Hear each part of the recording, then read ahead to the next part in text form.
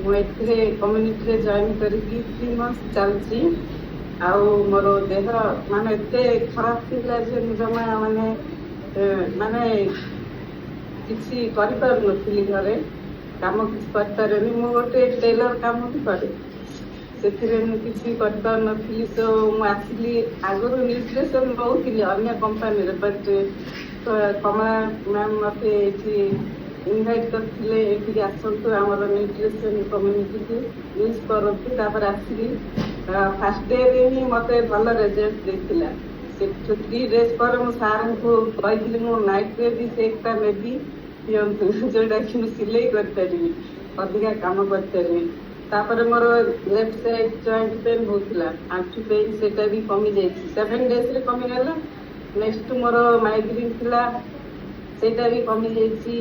ଆଉ ତାପରେ ମୋର ଧୀରେ ଧୀରେ, ମୁଁ ତ ହେଲ୍ଥ ପାଇଁ ଆସିଥିଲି, ବଟ୍ ମୋର ଫେଟ୍ ଲସ୍ ହେଇଯାଇଛି। ମୋର ୱେଟ୍ ଥିଲା 62, ଅଭି 57ରେ ରହୁଛି ଜଷ୍ଟ। ତାପରେ ଏଠିକି ମୋତେ ଆସିକି ବହୁତ ଖୁସି ଲାଗିଲା, ଯେଉଁଟାକି ମୁଁ ଇଭେଣ୍ଟକୁ ଯାଇକି କମଳା ମ୍ୟାଡ଼ାମ୍ ଆଉ ମନୋଜ ସାର୍ ମୋତେ ଡାକି ନେଇଥିଲେ, ବହୁତ ଖୁସି ହେଇଥିଲି।